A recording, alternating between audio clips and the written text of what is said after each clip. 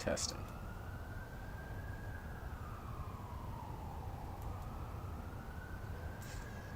Why is this not working? What if I did that? Probably would sound horrible. Testing.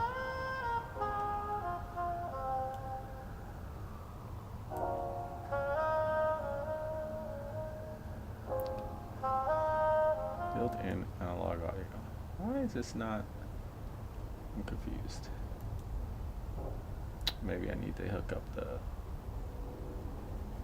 Okay, first of all, let me go here. We will begin shortly. Thumbs up.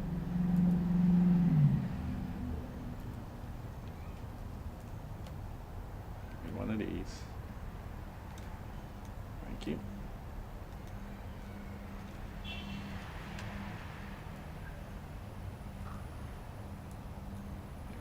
Pin message. I'll be right back. Okay, right back.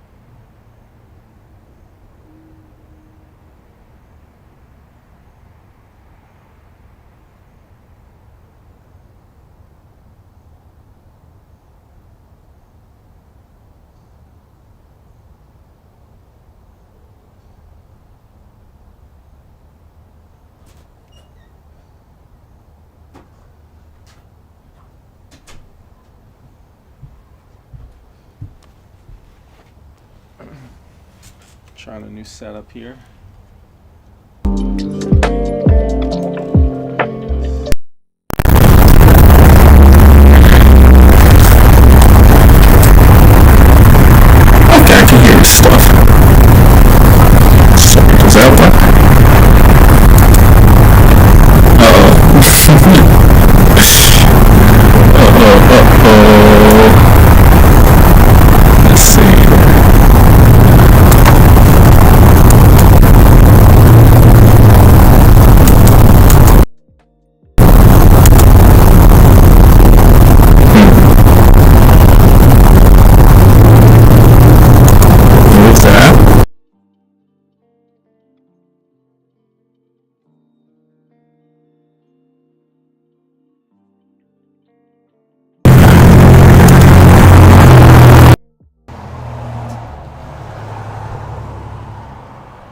Okay, that's better. Better. Testing. Okay, I think I might have to get my warm hat. It's starting to get chilly out here. Is this a good position? I think I need to move the camera a little closer, right? Let's try that. Man, it's like up in there. It's okay. My face gets blown out. I think I need to like lower. That's what I need to do. Also, I think I might be.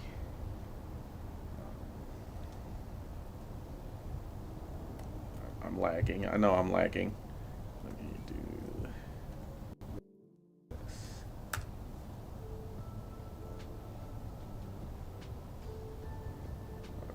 Hopefully I'm not lagging anymore.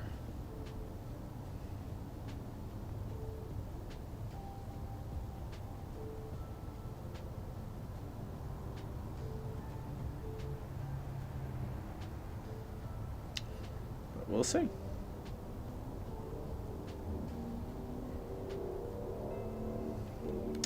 Okay.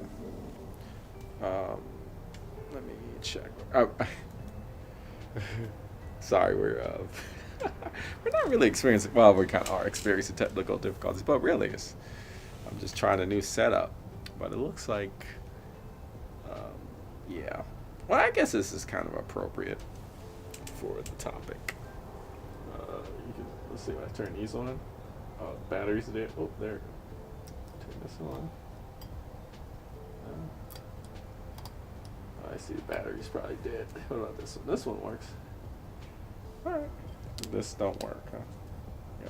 Get new batteries for this one.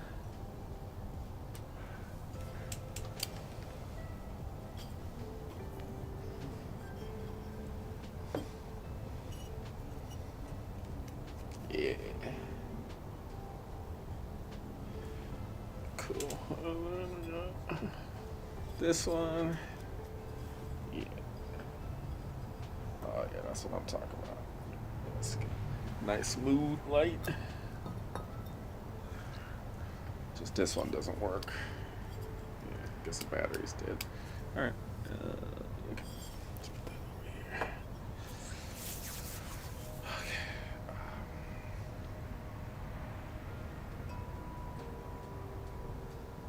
Let's see here. Yeah, we're just. I know. Okay, let me know. Okay. My audio might be lagging a little bit because I'm trying a new setup here. But if it's not lagging, please inform me. Or if it is lagging, please inform me. And if not, is no need to say anything. uh, but we will get started here. I'm debating. I think I need my winter hat because I think it's gonna get cold. So I'm gonna get my winter hat, and then we will begin. Let me see how. First, let me get my windows set up. Okay, I'll do that. Okay, that doesn't work. Do that. Move this over here. Drag this down. Okay, I'll be right back. Let me get my warm hat because I think I'm outside and on the porch, and it's winter time, so it's probably gonna drop. So I'll be right back.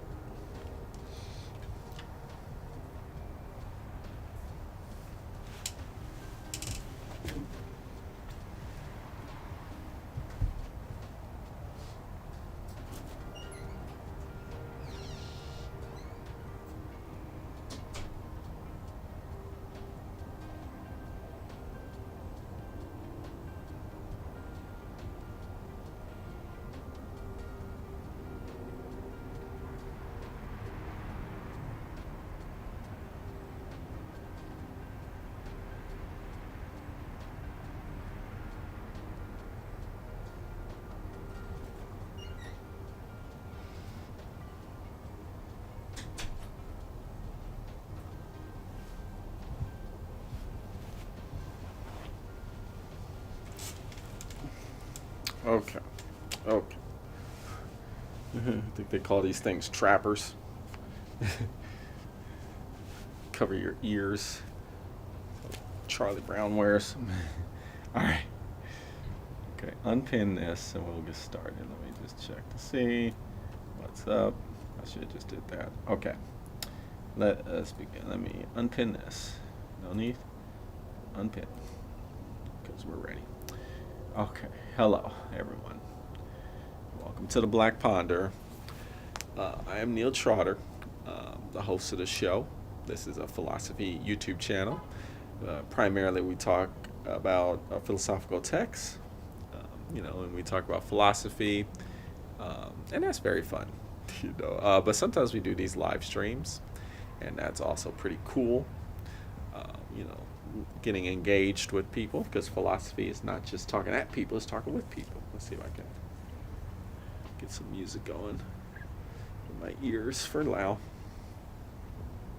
Turn my music down for myself. And I'm trying to do. Okay, that doesn't even work. That's funny. Might not. Might be too distracting for me, but we'll try it. Yes. So let's see. Point my camera. I'm trying this new. I'm trying to use my GoPro video. So yeah, that caused me to be late. So hopefully that's a good angle. Yeah, trying to use my GoPro. Okay. Yeah, so today's topic is grief. And this was actually a recommended topic by a viewer. So, that's cool. We have a number of different topics that viewers have recommended, which we have explored. And yeah, I think grief is a great, grief is a very sad, tough, hard time, right? But I think it's pretty cool to, think about it from a philosophical angle. Whatever that means, right? We'll just talk about that together. Uh, so feel free to talk, or if maybe you're not watching now, but you may be watching later on in comment. Later on after the stream, you want to comment. That's fine too. Uh, but I guess usually, so I guess I would like to say that I don't really have a personal experience with grief, like to an extreme extent. So first, what is grief, right? It's when you lose somebody or something that means a lot to you. You really deeply love something, or it means like a lot to you, right? And I've lost people, but never like suddenly, or never like unexpectedly, or just out of nowhere. Uh, but I have lost people. I think as a human being, you will lose people, and that's just a matter of fact. So it is an inevitable hardship that basically virtually anybody's going to experience, right? But some people really experience it bad, because some people will lose loved ones just out of nowhere, and that's rough. That's rough. Uh, so how do we deal with these things? And I just want to mention, like, yeah, I've never like lost anybody that I deeply love just out of nowhere, just unexpectedly. That's pretty bad. So, to take what I say with a grain of salt. Uh, I'm not an expert on grief or anything like that. If people want to chime in the comments, cool. If not, that's fine. I know it's quite a difficult topic to explore, and that's fine. That's fine. I guess what I could do is I can just share my personal experience with grief, which is limited. Which is what I always do on these YouTube videos, particularly the live streams. I try and like share a personal experience. Maybe we can, extrapolate from there. Um, so it was last year, I guess it was, wasn't it? Yeah, I think it was last year when I lost my grandmother. My grandmother. She was 95 years old, right? So, way above the average of life expectancy, right? Um, it was not a surprise when she was gone. She was pretty much already on her way out. Um, she had several health issues. She also started getting like the cognitive situations going on. Basics, just becoming senile. Short-term memory was starting to give away, and that was quite a thing, right? Because, well, I'll explain to you. So I didn't, she left, and it took it was hard to deal with. I'll say, like, it was hard to deal with, even though, like, 95 years old, long time to live. Um, not a surprise that she left, but it was still difficult. So I can only imagine, like, if that was unexpected, right? How much more extreme that would be. Um, but even though it was expected, it still was hard. It still was hard, and it was interesting because I didn't think it would be as hard. It's kind of like at the last when it hit me, you know, I was like, okay, I'm gonna deal with this fine. But then when the reality sunk in, I was like, oh no, this is actually quite difficult. But we can talk about that. And you saw, I'm just gonna go off my personal experience. Just share time, story time. Uh, I grew up in I grew up in the ghetto, basically Oakland, California, 1990s, crime-ridden area. Uh, you know, gang banging, drug dealing, prostitution. These are not uncommon things that kind of that Boys in the Hood. You've seen that movie before. Basically, that's where I grew up. That kind of environment. And so and it's very typical for uh, people who grow up in that environment. Little kids that nobody really, very few people actually have fathers around, and that's just the reality of it. Not not saying that for a pride thing. Not saying that as ashamed. That's just the reality of the situation. Like, it was just, I didn't have a father growing up. Never met the guy. Never seen him. Don't even, to this day, I don't know who he is or anything. From what I can gather is basically, Mama left this guy because he was abusive, and she probably thought like it would just be better if she grew, to not allow me and I have a twin brother, so both of us to be exposed to an abusive person. It would just be better, right? And that's all I know. So I'm thankful for that. I had a really good childhood, though. Despite all that, I had a really good childhood, and that's a testament to my mama who raised me, but she also raised me with my grandma, which is also a very common thing. Right? It's very common for mamas and their mamas, grandma and ma to raise a child, especially where I'm from. Like, especially where I'm from. You had a lot of moms and grandmas raising the kids. And hello, B. How's it going? Uh, yes.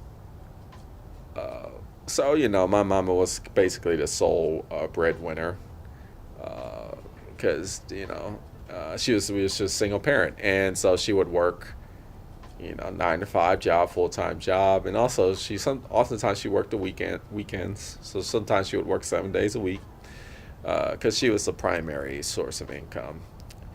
And so who was at home when my mama was working? That would be my grandma, right? My grandma. Hey, hello, J-Man. How's it going? Just talk about grandma, and we'll bring it back to grief because I lost my grandma. And I guess I'll talk about like what that meant. Now, my grandma was very old school. Oh, hello, B. You're from the Netherlands? Wow, that's cool. The topic is grief. Is grief. That's the topic. Loss of like really deep, profound loss. And oftentimes people will experience grief when they lose a person that they love, right? And it might not be, but it could be a relationship. It could be, it could even be like a something you're doing, like a project that you really feel strong about, and then it just doesn't work out, and you can experience grief that way too.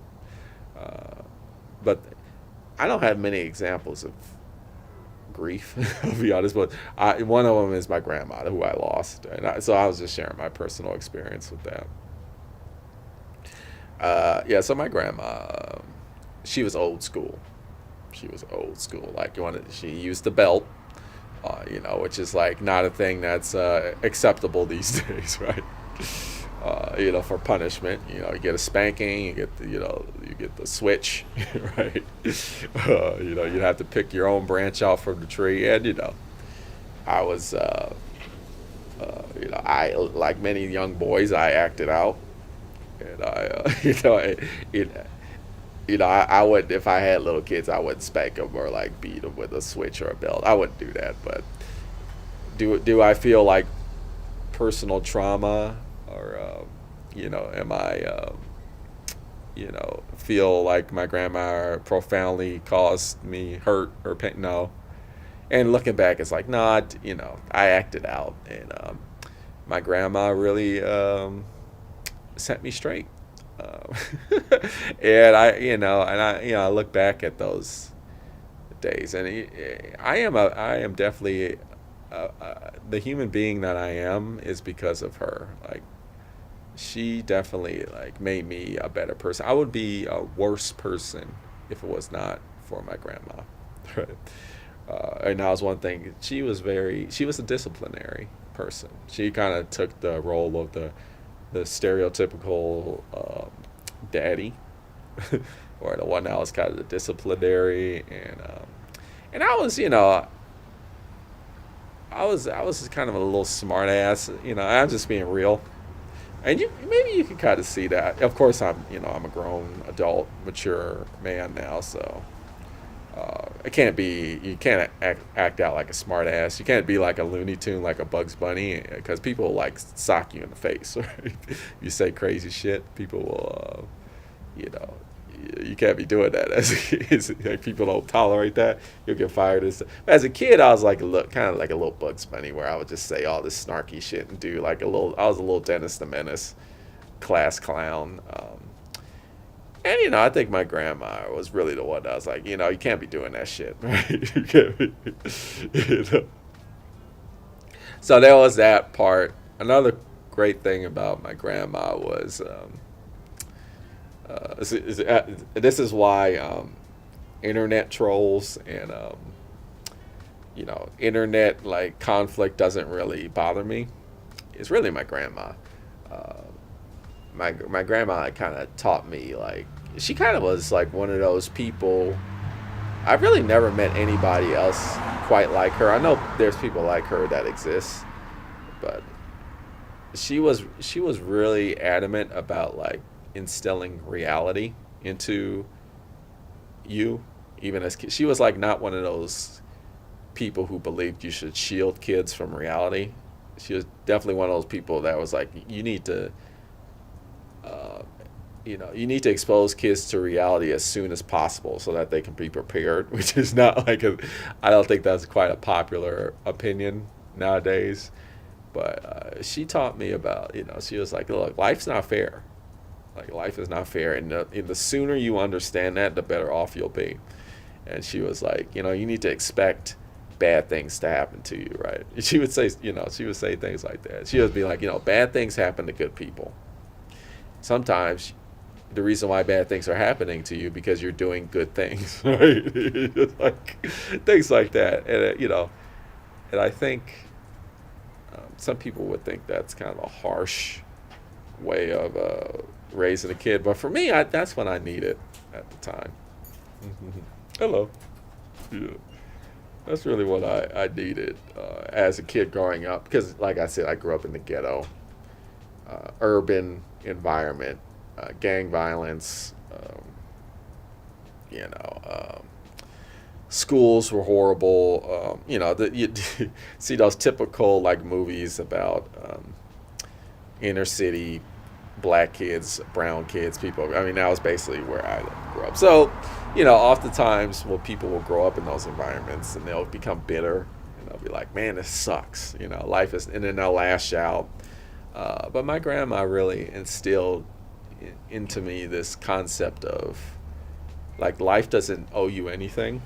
and why should you expect for life to be like good? And she was a woman of the Great Depression. She was, silent generation. So she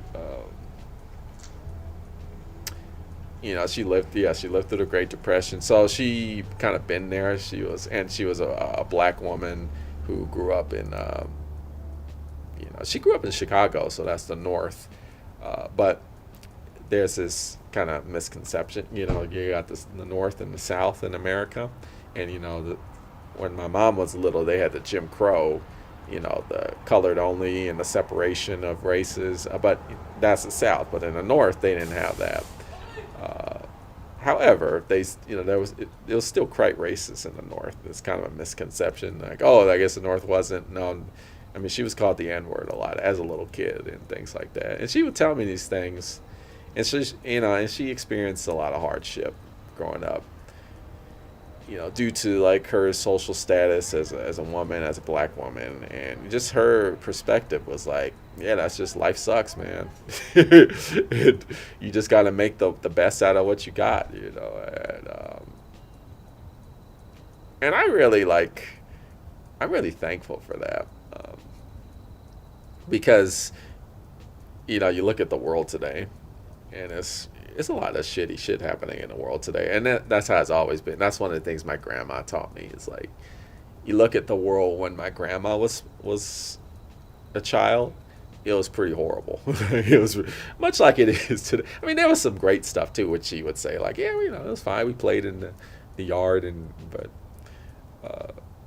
so I look at the state of the world, and it's very difficult for me to get like anxious and depressed, because I look back at the things that my grandmother had to go through, right? Which were, some of those things were like horrendous, right? As a black woman of color, and I'd look back like, yeah, I mean, we're just dealing with the same, not to excuse bad things from happening, but I guess she just mentally prepared that in me as a child. I don't think that would work for every child. I think, different children need different ways of teaching. But for me personally, like, I needed that.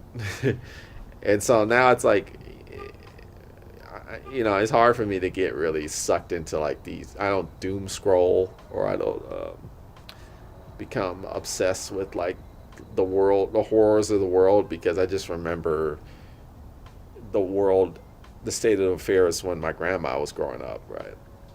Like, well, if she could go through it, I could go through it. Oh, hello, Nadia. Thanks for choosing my topic for today's discussion. I will be able to tune in 30 minutes. Okay. Going to stand up show to help me laugh during. Oh, okay, cool. Hard time of grief at the moment. Oh, okay. No, yeah. Deal how it's rough. It's rough. You got, grief is hard. And I'm just talking about my grandma and how I lost her. And so another thing about my grandma was, she was very, she was a rock, right? She was very opinionated, and it was very difficult for her to, sway. Well, first of all, she was very opinionated, right? And, and in this world of patriarchy, where women are not supposed to be opinionated, they're not really supposed to have opinions, right? They're supposed to get along with the program. My grandma was like not like that at all, and that was like unacceptable for her. And she would say so. She would like state how she felt, and if people didn't like what she had to say, she didn't give a damn. And she told you, like, she was like, I don't care what you think or what you say, this is how I feel. And not all of what she felt was good. And we got into arguments, me and her, about like, because she was very conservative. But that's also something that really was ingrained in me, like that rubbed off on me. This like, look, you gotta like stand firm with your convictions, and you can't allow people to like manipulate your sense of truth and stuff like that. But then you gotta be like, okay, but the problem with her is like you need to explore like what you personally feel is true, because sometimes what you think is true is not actually true, and that was kind of her thing. But that's a lot of people. That's why I kind of gravitated for philosophy, toward the philosophy, like um, because you live in a world where everybody's like trying to tell you how to think or what to do. Um, and that's definitely true now. You turn on the TV, you log in online. Oh, and then you got Cyber 2.0. Hello, Nadia. When did she pass? It's just a year ago, and she was 95 years old. So, well past the average life expectancy. So she lived a nice long life. So that's what I'm saying. Like I said in the early parts of the stream, I haven't really experienced extreme grief, and she was kind of like on her way. We it was a surprise when she left. Right? I can only imagine, like, I mean, I can't really imagine what it would be like if it just came out of nowhere, right? Which lots of people deal with, and that's horrible. But even though it was expected, she lived a long life, and she lived a great, primarily, it was a good life. It still was sad for me. Um, yeah, so she was like she really taught me how to be strong in my convictions and not allow people to like throw me off, and basically don't let people punk you into thinking certain ways. Which you turn on the TV, you get you know, and that really helped me even with like the YouTube channel, where I'd say things on YouTube and people would be like, you shouldn't think like that. And like the black, a perfect example is there's people who don't like the title of this channel, the Black Ponder. And I draw from my grandma, where it's like, well, if you don't like it, then screw you. Like, fuck you. And, that's what my grandma was be like, look, because it means something the title means something to me. And if it means something to you, you can't just allow people to be like, oh, okay, I'll change it. And, all types of things, like, my ideas about feminism, how I consider myself a feminist, and some people are like, oh, you're a punk, or you shouldn't, like, fuck you. Now, my grandma was not a feminist, right? She was very old school, traditional. So, we did debate and argue from time to time. But I respected her a lot for being that kind of person that was like, look, you're not gonna, this is how I feel. And she would really, and the other thing is, she would really explain the reasons why she felt I mean, it wasn't just like blind conviction, right? Um, it's just, I wish she would have explored the ideas maybe more, or like considered alternatives more. Like, you can consider different opinions and perspectives, and that's not being punked, right? That's not being like manipulated, right? But she was like that. So it's kind of like a mix. But I do feel like when people get kind of frustrated, or um, kind of like anxious when the internet is like, man, I can't go on Twitter, because it's like, it just makes me sad because people are arguing, or I can't. Instagram is like, it's too much, because, I keep seeing these things, and I'm chasing these false ideas, and these people are beautiful, and I'm trying to become. It's like, dude, don't let these people on the internet like punk you into like doing stuff you don't want to do. Like, don't let these Twitter jerks, or I guess it's called X, right? Don't let these people on X like manipulate your point of view. I understand, like, I get it. Facebook saying, these companies, they literally like set up computer algorithms that really like hone in on like the physiology and the chemical compounds of your brain. So, and then they also get you addicted. So I know there's like, they're actively trying to manipulate you, like, but you can't. I don't know, that's what my grandma would be like. So I never really had a problem. I mean, Twitter, or the X and those kinds of websites, I mean, they really can send you down rabbit holes, but that never really happened to me. And I would say it's because of my grandma. My grandma did that. And Cyborg 2.0, I'm sorry for your loss. Losing family members or people you look up to, you've learned a lot from, holds a lot of grief. Yeah, no, it sucks, but everybody deals with it. Uh, yeah, and so like, she died. She was living in California, and I'm here in Tennessee. So I got the call like, yeah, she's dead. But she's originally from Chicago, so in her wishes was to be buried in Chicago. We have a family plot. Apparently, I was like, oh, okay, that's crazy. We got a family plot in Chicago, where my grandma's from, and several of our family members are buried there in this graveyard family plot. So they're like, okay, just drive up to. We all went to Chicago to do the funeral. Mama was there, my brothers, um, cousins, lots of family. Uncle was there. It was cool, but they asked me to be the pallbearer. I have to be a pallbearer. I was like, I don't know what the hell that. That's like the person that picks up the casket and walks it to the grave site, right? And I'm like, all right, I'll do it. It's part of my responsibilities as a grandchild. Sure. And for the longest time, I was thinking like, I have no, I'm fine. She was 95. She lived a long time. I'm good. I'm good. Uh, but then, what happened was they were doing the first thing that happened was we were in the funeral service, and there the person in charge, I forgot what the name of the person who's in charge of the coffin stuff. uh, she was like, okay, everybody, please, like, look. This is your last chance to look, right? And after this, we gotta close the coffin, and we're gonna close it for good. And when she said that, and it was like the church was, we were in a church, it was echoey.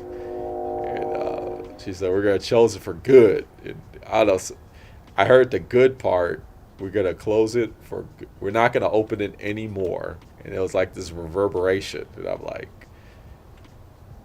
and I got like kind of sad. I was got like, you know, unusually sad, but it's not unusual, right? But I got like really sad at them. Like, wait, you're not gonna open? I can't see her anymore.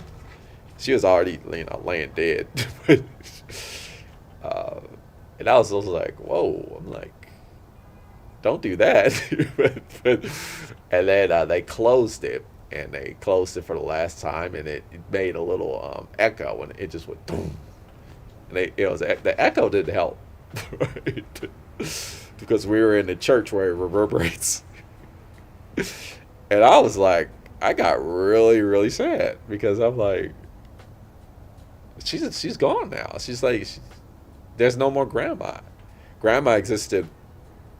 See, the thing is, like, grandma for me was like a pillar. I'm looking at this column here from my at the porch that's holding the roof up, and that's what grandma was like. She was the pillar. It's like nothing. You could not do anything to her, right? You couldn't say anything to her. You couldn't do it. Like, she would not. She was very strong in her convictions. So she also, she loved us all, and it was like unconditional love. She was problematic again. Like, she was very old school, very silent generation, right? Not feminist at all, right? A lot of old ass ways, which I disagreed a lot with her, but she still loved me, and I'm a better person. And then I just never met somebody who was just so strong in her conviction. She never questioned herself. At least I never. It never came across as such. I'm sure, like she probably did, internally or with maybe Grandpa had something. I lost Grandpa. He died when I was 4 years old. Grandpa died when I was 4 years old. I remember like very little things about my grandpa. So for most of my life, I just know Grandma is this single woman who was just like strong. Can't tell her nothing. Head of the household basically.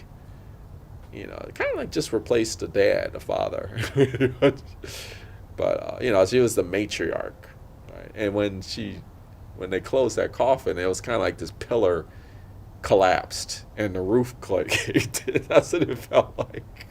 She was kind of like was holding everything together. I got really sad. And then Cyborg 2.0 says, I went to a funeral earlier this year and I'm still processing my grief. Right. One thing about grief is that I don't think it ever goes away. I don't think so either. I don't think it ever goes away. That's true. That's true. So we get to the funeral, the graveyard, and it's like, all right, I gotta like be with the rest of my families. Like it was my uncle, my cousins, my brother, my brothers. It was 6 weeks. We picked it up, moved it. That was fine. Moved it to the graveyard, and then there was a pastor that says their final prayers, right? Which was cool. And then they just started lowering the casket into the ground. And so, when they lower the casket into the ground, they immediately just start getting to work. It's just like, I thought they would it'd be like we would leave and then they would start doing it. No, they immediately start. Like they start lowering it, they get the dirt ready, and it's like, oh, you're gonna bury this now, right? And that really hit me hard. I'm like, you're putting my grandma being put in the dirt. Of course, it's not my grandma. It's a body. It's a corpse. It's a body that grandma's not there anymore, right? I am a religious. I'm a Christian, so I think she's gone up to the good place. But even if you're not religious, like that's not the person. The person is gone, right? That body is no longer grandma. Logically, I understand that, but just emotionally, I'm feeling, wow, they're putting grandma in the dirt. But really, what it was like this. It was the finalization that she really is gone. And really, like, further to that, it was like this concept of the one pillar in my life, the one thing that I could always, like, the unmovable object. Because the world is very turbulent. It changes all the time. Constant change. Not just like the affairs and the situations and the circumstances. People change too, and people change, which is good, right? That's good. But the thing is, some people like they'll say they believe in things, but when it really comes down to it, when when shit hits the fan, and you really have to like show through action that you believe. Many people don't. They just crumble. My grandma was not one of those people, right? She was one of those people who were like, when shit hits the fan and you have to stand up. She was the one that was like, oh, I'm standing up for what I believe, like. And she would tell everybody in there. And so she was this rock. And then I was like, I've never, to this day, I haven't met, I don't know, including myself, right? I just don't know anybody like that, and I just lose that. And then that person who's a rock also has this unconditional love for me, and it's just like it literally felt like there was this pillar that was holding up everything, like the structure, the foundation, and the structure. It was like the house of my life, right? The house of my life. The pillar, the structure that was holding it up, would just collapsed. and then my entire house just fell apart. Like my life just that's what it felt like. And I cried. I was like, I couldn't even control it. I was just like, and people were. I didn't even realize I was just standing there. I didn't even realize I was just. Everybody left, and I was just standing there, and I was just crying. I couldn't even control. I was trying to control it, and people were hugging me, and I didn't. I didn't want that, but I'm glad. That's just a show of support, which is great. Great to be supported. Um,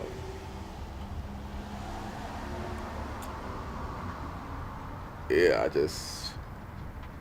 I was, it was, yeah, that's how I felt. I lost the only thing that was stable, was just gone. And now it's like, now that my stability is gone, now what? Like, now what? Like, that's what I felt like. Are there any other comments here? Uh, what's going on? What's it? Okay, and then Henry writes, "Hey man, I hope you're all right." Yep. The quickness in which you have to say goodbye at funerals always kind of jarring. Yep, it is. It's interesting how different families and different cultures deal with death. In the afterlife. I am having a celebration of life next weekend from my mom who passed away 2 weeks ago. Yeah, I remember you were telling me about your mother, and she was dealing with a lot of illness stuff. That's just, she's gone now. That's horrible. That's too bad. But hopefully you can you know, celebrate her life. Uh, you know, but I mean, so that I can't even. The only thing I can say is I, hope that you do, all goes as well as it can. But how do you? Sometimes it's like I don't even know, like, what can you say about that? It's just it's such a profound losses. But yeah, I just hope that as you celebrate the life of your mother, it'll help with the grief. You know.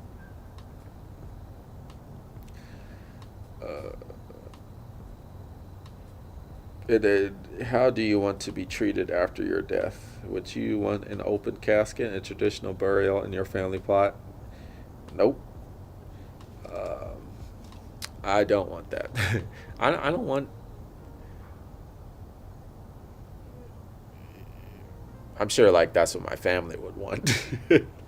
But I don't know, I'm more of the younger ones of my family, so maybe that they'll be gone by so they won't. It won't matter. uh, I don't want somebody to experience what I experienced. So I was when my mom was there, the daughter of my grandma, I did the pallbearer. I carried the casket. My mom's like, I'm just gonna stay in the car. I'm just gonna stay. That's what she said. Like, I'm not gonna go out and look at the casket being lowered to the ground. I'm not doing that. I'm gonna stay in the car. And she was like, "Y'all can go. I'm gonna stay in the car." And that was so smart. I should have carried the casket and then just went in the car with my mother. That's what I should have did. I should have did that.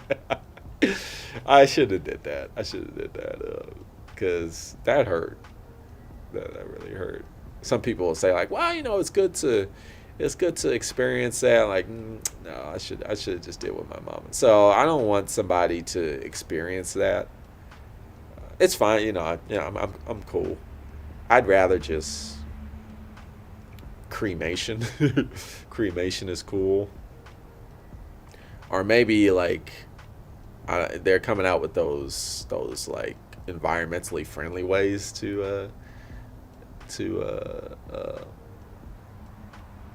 what is it to handle dead bodies. They decompose you like really fast. I don't know how cheap. I think that's still like really expensive to do. Not sure, but that's fine too. I don't want like a traditional funeral with being in a casket, and then being kept carried to. I mean, I just think that's. unnecessary. I mean, really, but maybe for some people that's good to go through the whole ritual aspect of it. My mom was like, yeah, I don't. She had no real like desire to go through that, and I'm kind of more like her. Like, what is the point of all? I mean, we could talk about grandma and not carry this carcass. I don't mean to, like, if you're really big into funerals, like, okay, I respect that. I don't know. I just don't really see. It's just adds more heartache to something that already hurts. But you know, if some people may feel like that works out for them, so that's cool.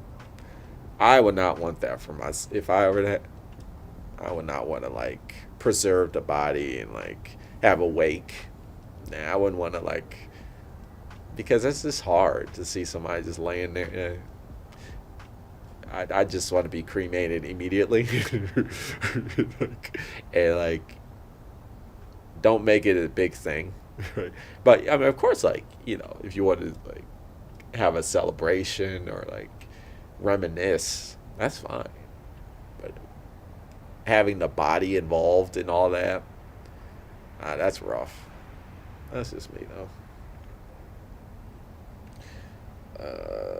And then Nadia says, "Thank you, Cyborg." Okay, yeah. She was only 56. Yeah, that's horrible. Within 6 months of being diagnosed with cancer, yeah, it was rough.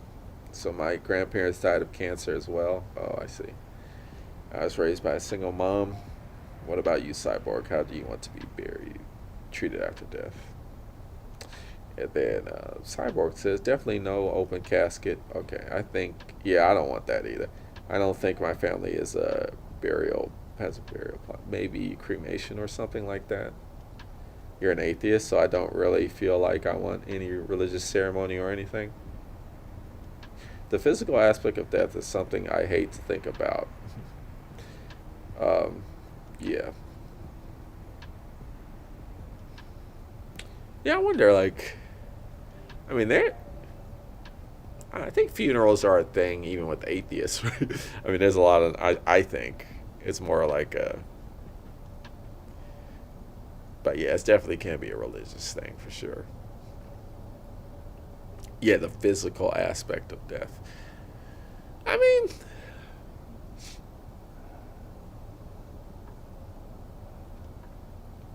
yeah, I'm trying to think. Like, is it that bad? I guess, yeah, just the body. Yeah, I was just thinking, seeing my grandma just laying there. I'm like, is this necessary? But I think, that's just my personal opinion. A lot of family members that they wanted that, which is good on them. But not me. I don't want my dead corpse to be just preserved and people walking up and you don't need that. It's not necessary for me.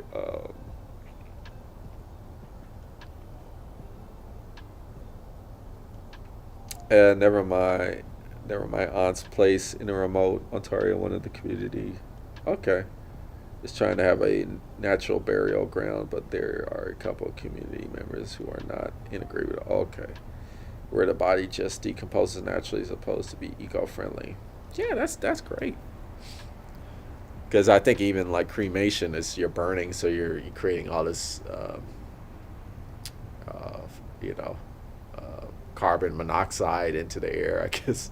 So I'm not sure how, but yeah, just a natural, just buried, just like no wake, just like from the hospital to the ground immediately.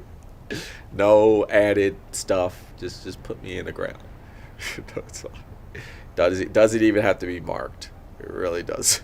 I don't care. You know. So I know some people really like to go to the place because it's like a form of it's a way of memorializing.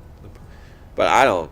You don't need to go somewhere to memorial. You can just think about them, right? But I feel like I don't want to speak for everybody because some people that's their jam, and that's fine. Your family is quite agnostic, and we do celebrations of life instead of funeral. Oh, that's great. I have only seen one open casket for a friend, and it was such an odd experience. It is very strange. He did not look at all like what. Yeah, it's true. My grandma, she didn't look like. I mean, they tried their best. They tried their best, but you just don't look like the person you was. Uh, and it's just odd. It's weird, but I mean, I'm just speaking for myself. It's very like I'm looking at it like, well, it's kind of I can kind of see a little resemblance, but you know, I don't know. You hate open caskets? I'm too. Yeah, I'm not a fan. I'm not a fan of that. Wakes and stuff. She has already been cremated. It will involve food and drinks. Okay, cool. And family and friends mingling and speeches and sharing photos. That's great. That's great. See, that's cool for me. I would enjoy that. You know, I would honestly for me like it's just like, hey, do whatever y'all want to do. Y'all can do it. If y'all want to have a quick thing, that's fine. I would not be offended. I definitely don't want like a big ass like church um, funeral with where we and then we have a caravan of like black limousines and minivans driving to like a grave site and then like carrying the casket over to the grave site and like having a prayer and then lowering it and it's like it's just no. That's just me. But that's me. That's me. Uh, but I don't know. I would just like to also say that I have some opinions about, I'm one of those people. So I'm a spiritual person. I'm a spiritual person. And I think, like, I believe in a soul or a spirit, or, like, I believe in life after death. And I do think death is just a transition. And we lose people. We lose people physically, but we don't lose people spiritually. Now, this is kind of starting to get all hocus pocus on some people who are atheists or agnostic, but I don't, I feel my grandma's presence all the time. My grandma will always be with me. And my grandma's here. Like, I don't feel like I've lost grandma. I feel like she's not here anymore physically, right? But she kind of even is here physically, even though like I had that experience where I felt like that grief, and you know, she just passed on so much to me, like so much is rubbed off from her onto me. Like she's still here. Like I said, that's why I don't. The reason why I don't, because if you do a YouTube channel and you make YouTube videos, you will get like hate comments, and I mean that's just because people are fucked up, and anonymity just opens the floodgates. People just want to do whatever the fuck they want to do. So you will get hate comments, and you will like get nasty ass comments, and then so I've gotten a lot of that racist shit and all this. And it's just crazy because I'm a dude, so I can only imagine like what women have to go through. I mean, it must be like nuts, right? But those hate comments don't bother me, and it's because of my grandma. My grandma was like, don't let people like bother you. Like don't let people like she raised me like when I was growing up. She really like talked to me a lot about that, right? And it rubbed off on me. And I think I'm very strong in my convictions because of her. She was very adamant about like, dude, if you believe in something, you really do need to like, you need to hold firm. Like now I've kind of like matured to a point where it's like, well, let me also analyze what I believe and see if like what I believe is is true. Like I will change my beliefs. Like I won't hold firm to things that are bad. Right? I'll do, but I also won't be manipulated by people who are trying to like exploit my emotions and things. Like you turn on the TV, Fox News, CNN, just news in general. It's all they're just manipulating, and a lot of it is fear mongering, and the same thing with a lot of social media. It's like fear mongering and people just saying all this shit. I'm just like, I'm not here for that. Like, you're not gonna like fuck with the way I think, right?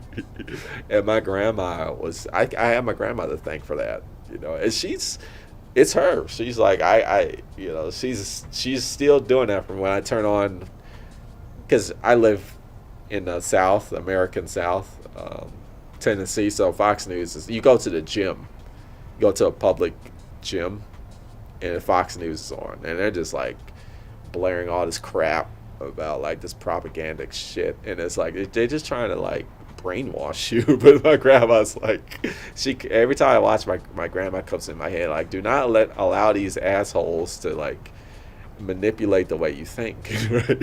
Right. And so she's still here. I haven't lost her at all. Let's see some comments.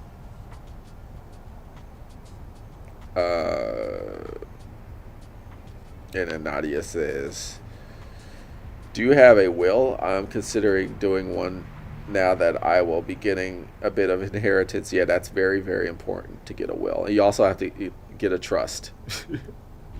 I learned that. My mama learned that the hard way. I don't know how it is in Canada, but in in America, it's particularly in the state of California, you will lose property that you thought you owned, like a house, if you don't have like a firm will and trust. So you may lose your inheritance. So yeah, you better get on that. You better get on that will and trust. Absolutely, very important. Very important. In that word, I will get cancer young, considering my bad family genes. Oh God. I will say my mom, if it means anything, my mama is a cancer survivor. She had breast cancer, and she survived. And she had breast cancer when I was like 11, right? Or like, early, preteens. And I'm like late 30s now. So she survived cancer. So, maybe you could still, one can hope, We'll go. Okay, now.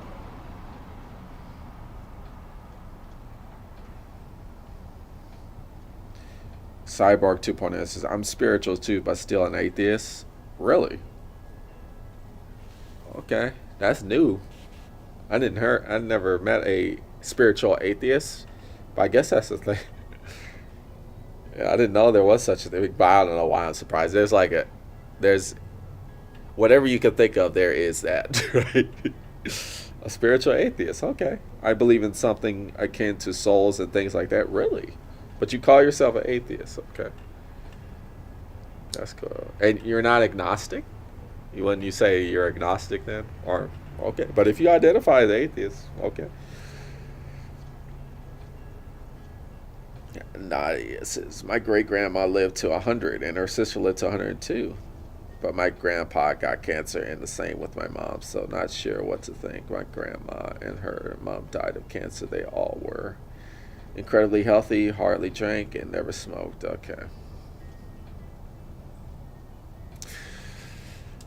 I mean, you got to prepare, but you got to do two things at the same time. You got to live the life that you have now. Appreciate the moments that you have currently, because you're definitely not guaranteed them.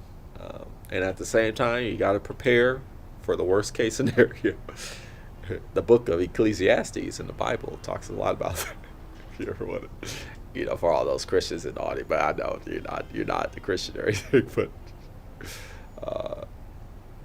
So yeah, I would encourage, live in the moment all the time, appreciate and live with appreciation for life that you have currently.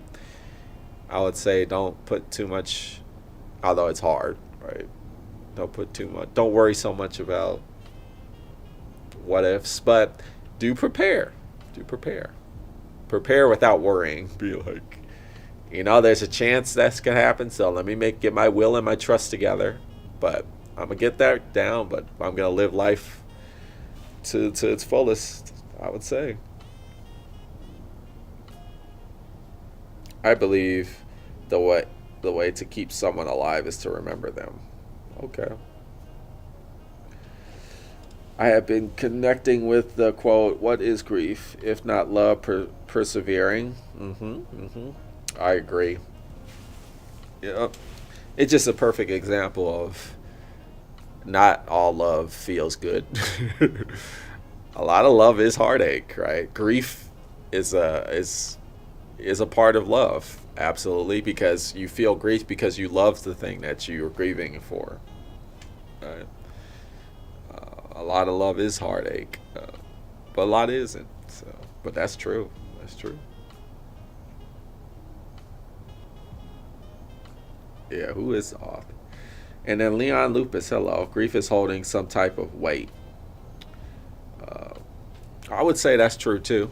I would say, it is a holding, but I would say it's a holding of a weight that can't be let go. It's like your hands are locked. Because some people will say like, well, you got to get over it, or you gotta, eventually the grief has to go. You gotta let the grief go. But does it ever go? I think you can manage or like embrace grief in constructive ways, right? But does it ever go? No, I don't. I don't think my grief for my grandma will ever go away. But you know, I. But maybe that's a good thing. Actually, that probably is a good thing, right?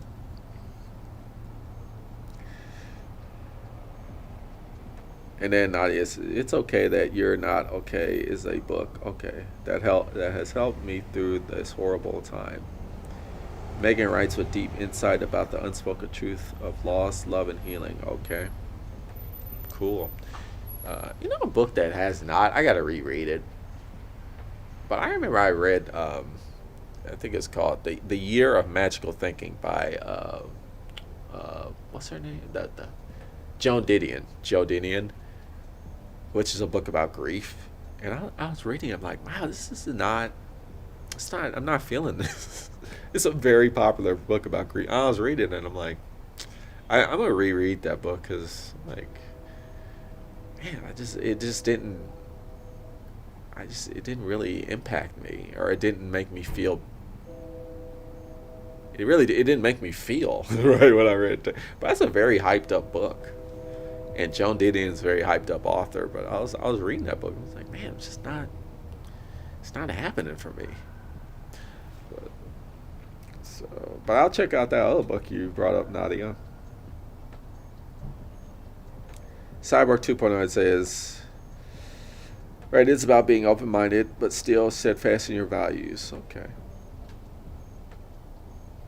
She debunks the culturally prescribed goal of returning to normal. Happy life, replacing it with a far healthier middle path, one that invites us to build a life.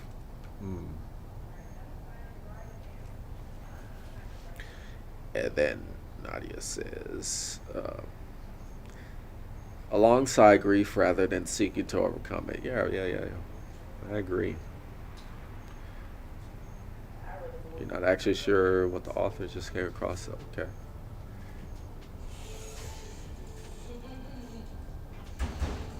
Okay. You don't believe in a God or higher power.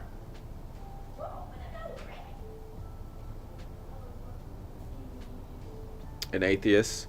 There are some religious people who also don't believe in a higher power or God or gods. Like there's certain Hindus who are not who don't believe in the idea of a god. They just believe in a spiritual oneness with existence. That's some Hindus are into that.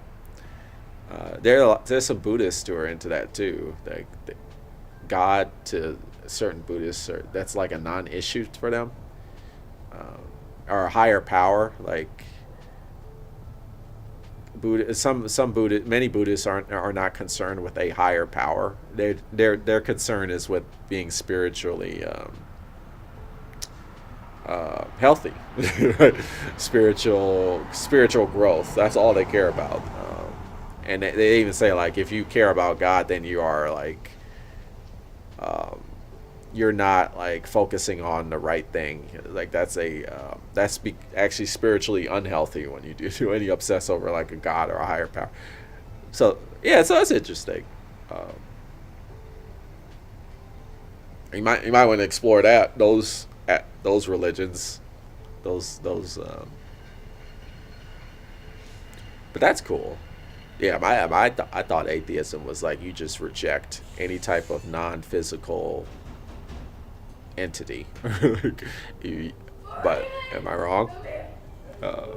I guess so. Uh, okay, and then J-Man, I love Ecclesiastes. Ecclesiastes is my favorite book in the Bible. That's true. I love it. It's my favorite book. Oh, you read the year match. It didn't impact me much either. That there were some parts I connected with, but mostly didn't connect. I just Diddy and she was very matter of the fact, which I think some people really liked about the book. It was like reading like a log, like not even a journal, but just a log. Like 10:45 this happened, 10:50 this happened, and then it's kind of it was very robotic to me, and I think so, some people like that about the book. It's like yeah, she's like it's kind of like being zen or like being like so accepting of grief. It's like you become like it's like it just felt like a very technical expression of grief for me, which kind of like the emotional. It kind of drove out the emotional aspect. Uh, but who am I? That was my take on the book. I'm afraid to say like, huh. I don't see what the hype is about this book. It's a sad. I mean, it's about her losing her husband, right? Suddenly too, like out of nowhere. So, I mean, yeah, it was just amazing to me that the way that it was written was um, so methodical and kind of like matter of fact and technical. Not so much technical. It's just so matter of fact, right? But I think that's why a lot of people love the book. I should reread it. And then Cyborg says, "Oh yeah, that's true. I didn't think of that. Need to look into religion a bit more. Yeah, if you want." And then Cyborg, "I have to go, but this was nice conversation." Okay, see ya. And then title dialectics okay. Says this is interesting, like that tidbit. Cool. Yeah, so I guess I will begin to conclude the stream and say like yeah, I'm still grieving over my grandmother, but the grieving is more of a kind of like an understanding that she's always with me. I feel like I initially I felt like I lost my grandma, but now I don't feel that way anymore. I feel like I did not lose my grandma. I feel like my grandma will always be with me, and I think that is still part of the grieving process. Right? It's like because she, I'm not over my grandmother. It's not like okay, my grandma's gone, and I just need to accept the fact that my grandma's gone. Right? I'm like, no, my grandma's with me all the time, right? And every day, like, there's something that happens, and I'm like, oh, that's grandma. hmm So that's what I would say. For me, like, I don't know how that. See, I'm not like an expert on grief. I'm guessing there's like, I think I heard somewhere there's like people have broken it down in different stages, and I'm at the stage of like acceptance or whatever. I'm like, grandma's always with me. I haven't lost grandma. She's here. She's here right now.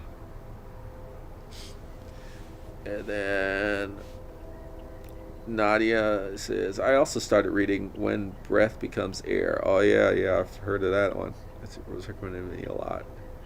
I, however, just hated the author's ego. So I couldn't get past the first 10 or so pages. Okay. I haven't read it, but I heard that. Isn't that the one where there's a cancer doctor, or what do you call that? Oncologist. I think oncologist is like a doctor that specializes in cancer, and then he gets cancer. I think he gets terminal cancer too. So the irony is through the roof there. But he's got a big ego. That's too bad. I haven't read it, but It's Okay to Not Be Okay by Megan Devine was great though, so I highly recommend. Okay. There are stages of grief, but they're not linear. Oh, okay. They're not linear. Might be going back and forth, back and forth. It's a roller coaster ride. Oh, he was a neurosurgeon. Okay. He was a neurosurgeon. Okay. Cool. hmm Yeah, I remember that book was the hype for that book was through the roof when it came out. Yeah, I haven't read it either. hmm But yeah, if anybody has any other recommendations for books to read on grief, please share, or comment in the chat after the stream is over, which is about now. So I just like to, unless anybody has any other comments or questions or tidbits they want to talk about, but I will close the stream here. Otherwise, it was nice talking to you. Yeah, that's a rough topic, grief, and yeah, sorry for your loss, Nadia. Um, it's not really much I could say to be like to yeah, the only thing I can say is I'm sorry. I hope it gets better. I hope it gets better. um, but I'm not that type of guy that kind of like glosses over and tries to make painful experiences um, light. You just gotta deal. It's just something you're dealing with. I hope it gets better. Glad you caught me. Talk next time. Have a great night. Tough topic, but thank you. Yeah. Thanks. Oh, okay. Well, I'll see y'all. Hopefully, not next week. We'll be rolling with another stream. That'd be cool. Also, if you got any recommendations for a stream topic, please comment below. Let me know. Otherwise, I'll just come up with something. I always do. But until next time, I'll see you later. Thank you for your condolences. Yeah. Thanks for watching. Peace out. Bye-bye.